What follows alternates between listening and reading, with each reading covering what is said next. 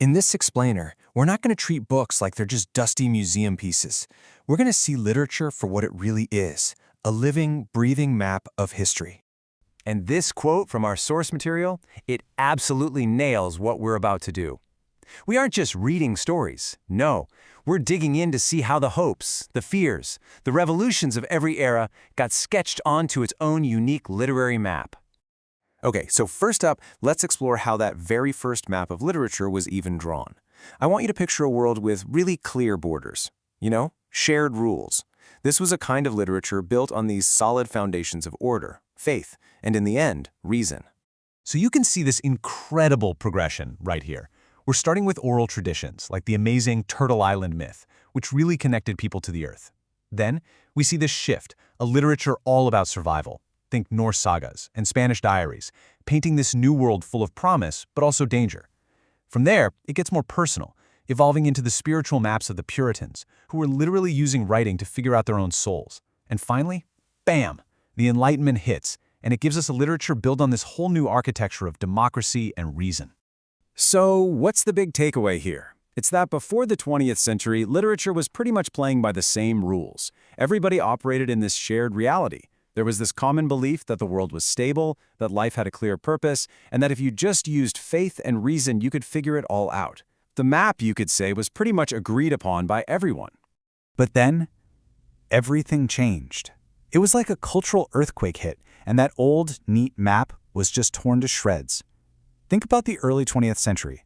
You've got new technologies, horrific wars, a pace of change that was just dizzying. All of it completely shattered that stable worldview. And literature? Well, it had to find a totally new way to reflect a world that suddenly looked like a million broken pieces of glass. And that is the absolute core of modernism. It wasn't just some new style, you know? It was a radical gut reaction to a world that felt way too fast, way too mechanized. Artists were literally looking at the fragments of their broken world and asking themselves, okay, how do we make something new, something real from all this chaos? And this quote from the scholar Luis Alberto Lazaro, it just gets right to the heart of it. Modernist art wasn't just complicated for the heck of it. It was a direct reflection of the chaos people were feeling inside. The total collapse of that stable 19th century world created a huge crisis of belief, and artists put that crisis right there on the page.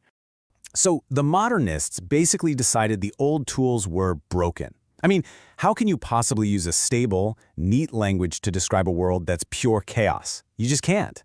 So what did they do?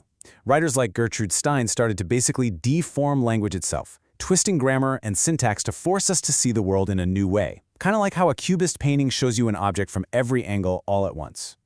All right, so if modernism was all about taking the broken pieces of a mirror and trying to make new art, postmodernism came along and asked an even crazier question. What if there was never a single true mirror in the first place? And that right there is the central challenge of postmodernism. It doesn't just accept the fragmentation, it totally celebrates it. It looks at the world and doesn't see one big story. It sees an infinite number of them, all screaming for our attention. It's deeply suspicious of any single overarching truth or what they call a master narrative. And you can see this play out in some really fascinating ways. Postmodern authors kind of become, as one source put it, archaeologists of pop culture. They just demolish the wall between high art and, say, a detective novel, or between historical fact and sci-fi. They use collage, they're ironic, and they're constantly reminding you, the reader, that what you're reading is a total construction. This is a great way to think about it. The postmodern experience, it's not one coherent TV show. It's like you're endlessly surfing channels. Or it's like a web browser with 1,000 tabs open. You've got history, cartoons, the news, ads, all of it existing at the same time, and no single tab is the real one. Okay, so we've gone from one stable map to a shattered map to 1,000 different maps all playing at once. So why does any of this matter? Why does this journey through literary history mean anything to us, right here, right now? This quote really just says it all, doesn't it? Understanding this evolution isn't just for a class, it's a survival skill. It gives us a compass to navigate our own crazy, fragmented, media-saturated world. It kind of cures us at being stuck in our own little bubble, our own feeds, and it makes us citizens of a much, much bigger world of ideas.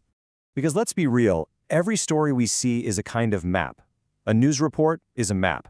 A political speech, that's a map. A TikTok video? That's a map too. This whole literary journey gives us the tools to be critical map readers, to stop and ask, hey, who drew this map? What's it really showing me? And maybe most importantly, what is it leaving out? So, I'm going to leave you with this final thought. We are all drawing the map of this moment with every single story we tell. So what will future generations see when they look back at the map we're making right now? What is it going to tell them about our fears, our ambitions, and our revolutions?